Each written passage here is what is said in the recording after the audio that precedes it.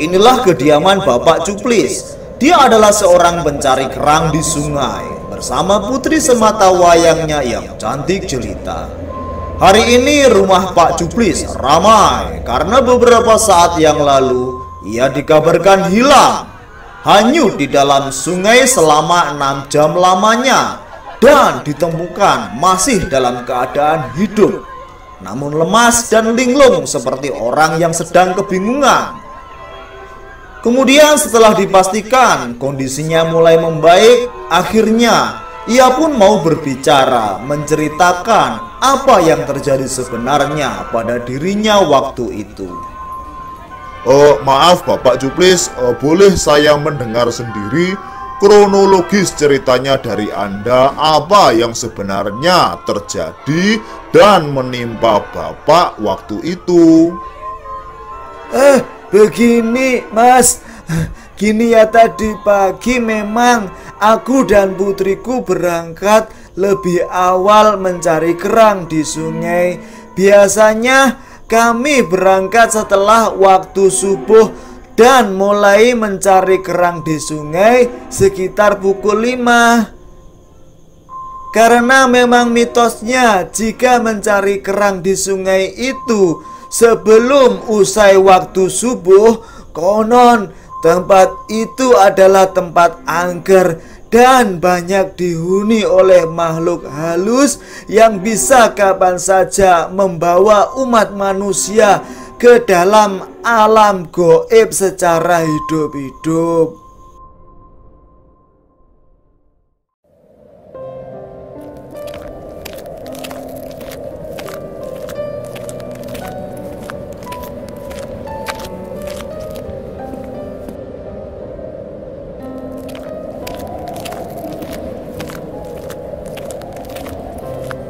Ya, apa ini nggak terlalu petang ya?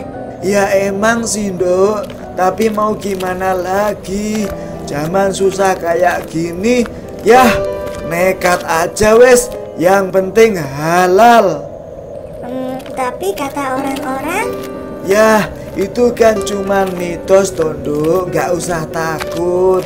tapi ya, Tenang saja, kalau kamu takut, ntar kamu gak usah nyemplung ke sungai. Kamu nungguin di tepi sungai aja ya. Baiklah ya. Akhirnya kami pun berada di tepi sungai yang biasanya kita mencari kerang. Aku pun langsung cus meluncur ke dalam air mencari kerang air payau di tempat itu. Dan seperti biasa, tak ada hal yang aneh yang kurasakan pada waktu itu.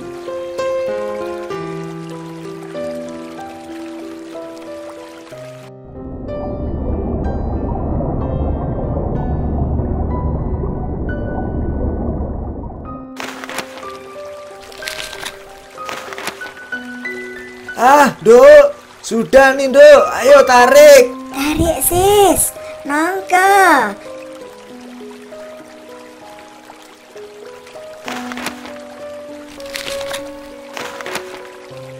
Wah, sepertinya memang benar. Semakin pagi, dapatnya semakin banyak nih. Alhamdulillah. Udah ya, ini udah.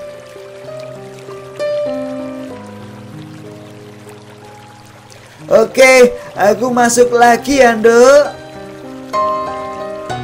Ya, seperti yang diceritakan oleh ayah. Aku yang biasanya ikut masuk ke dalam air, waktu itu hanya menunggu dan memasukkan kerang ke dalam karung. Mbak, aku serius nanya nih ya. Nanya apa, Mas? Mbak, sampean kalau ikutan cari kerang nyemplung gitu ya, sampean pakai yang kayak gini-gini ya Mbak, enggak Mbak? Bikini bottom maksudku. Kalau iya mulai besok aku ikutan nyari kerang. Aduh, takut, yakin banget, aduh, yang ada. Dah aman sekarang. Ayo Mbak, monggo dilanjutkan ceritanya. Wah, ngawur pertanyaanmu, pel. Setelah beberapa kali kembali dan waktu kira-kira menunjukkan pukul 3 pagi, ayah nggak kembali lagi. Aku pun takut bercampur panik sambil berteriak-teriak minta tolong siapa saja. Namun karena terlalu pagi, tak ada yang menolongku pada waktu itu. Ya Allah, sudah lama banget ayah belum keluar dari air.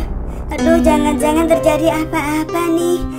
Tolong selamatkan ayahku. Ayahku belum kembali sudah beberapa jam ini. Tolong.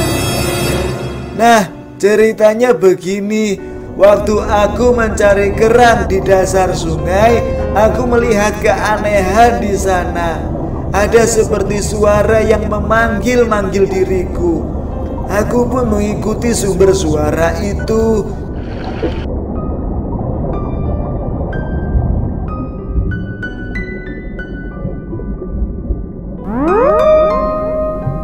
Tanpa sadar, aku sudah berada di sebuah desa, seperti desa manusia, dan dalam keadaan tetap yakin bahwa ini bukan alamku.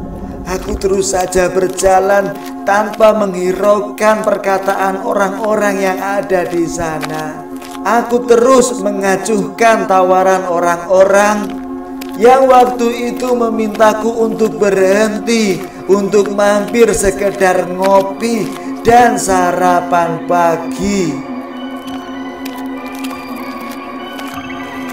Pak, Bapak, sini Pak, ngopi dulu biar fokus dan gak gagal paham. Pak, sini Pak, mampir ke rumahku, sarapan nasi pecel pakai ayam goyang. Ayam goyang. Daripada sarapan gak jelas di sini, mending sarapan jotos aku. Aku yakin ini bukan alamku. Ini semua hanyalah ilusi semata. Dan aku pun terus berjalan, tak tentu arah di tempat itu. Oh iya Pak, gimana tuh? Sampai pada akhirnya sampean bisa kembali. Aku juga nggak tahu persis, Mas. Yang jelas, aku teringat anakku. Aku mendengar suara air sungai dan orang-orang yang gaduh, yang seolah-olah mereka sedang mencari diriku. Tiba-tiba saja ada cahaya putih, dan kemudian ketika aku sadar, aku sudah sampai di sini, sampai di dalam rumah ini. Jadi gini Mas, waktu itu kami memang sudah mencari di sekitar sungai yang arusnya tenang di segala penjuru, dan ternyata tidak ada sama sekali Bapak ini. Akhirnya sebelum pulang kami pun berinisiatif untuk mengulangi kembali pencarian kami. Dan ternyata weladalah lah kok ketemu di tempat yang sebelumnya sudah kami cari, sudah kami sisiri, tepat di sebelah bambu yang ditancapkan pada waktu itu.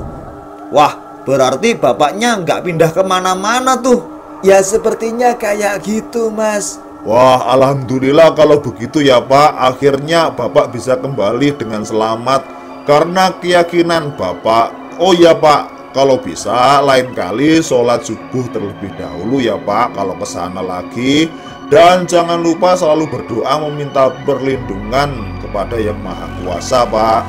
Oh ya Mas, saat ini kami juga terus mencari orang yang katanya sampean hilang itu, bapak-bapak tua yang memakai baju putih, ada tulisannya YouTuber dolar kuning itu loh Mas. Namanya kalau nggak salah kakek legend. Kami masih belum bisa menemukannya Mas. Ya semoga aja dia masih bisa diselamatkan. Apa maksud bapak-bapak ini? Seorang kakek tua yang gerabus dan pakai pakaian yang ada tulisannya YouTuber dolar kuning itu ya? Bajunya yang putih itu ya? Wah, tepat sekali Pak. Loh, kok Bapak tahu sih? Sepertinya dia susah untuk kembali bapak-bapak. Aku sempat melihatnya. Dia ada di tempat itu dan Dia merasa sangat berbahagia, Pak. Waduh, gawat banget nih. Si kakek legend konten mancing abal-abal akhirnya menemukan tempat yang cocok untuk dirinya. Wah, ajur lur. Oh iya, tadi katanya aku hilang selama 6 jam lamanya ya. Padahal perasaan cuman beberapa detik, kayak orang mimpi gitu. Tiba-tiba bangun dan sudah ada di rumah. Gini ya Pak, ini hanya logika saja ya Pak. Untuk kebenaran hakiki kita masih terus harus belajar ya. Perbedaan perhitungan dimensi manusia dengan jin ya, semakin nyata alamnya, maka perhitungan waktunya akan semakin sedikit ya. Dan semakin goib jadinya semakin banyak. Seperti yang dikatakan dalam Al-Quran, 1 hari di akhirat sama dengan 1000 tahun di dunia. Jadi bisa dilogikakan, semakin goib maka semakin banyak angka. Jadi sebenarnya umur jin dan umur manusia itu ya mirip lah. Tapi karena perhitungan waktu di dalamnya berbeda, jadinya jin bisa mendapatkan umur jauh lebih cepat dan jauh lebih banyak daripada umurnya manusia. Juga dari cerita Pak Cuplis ini bisa dilogikakan bahwasannya kakek legend yang kita cari-cari waktu itu mungkin saja memang masih hidup dan tinggal di sana. Soalnya gini, jika makhluk halus alias jin menculik manusia dan membawa ke alamnya, berarti harusnya manusia itu memang masih hidup. Tidak mungkin ada cerita roh atau arwah manusia dibawa kabur oleh hantu atau jin. Karena urusan roh atau arwah, entah itu rohnya manusia ataupun rohnya jin, jika sudah terlepas dari jasad atau raganya, maka akan selesai urusannya di dunia mereka masing-masing dan semuanya akan kembali menjadi milik Allah Subhanahu wa Ta'ala semata.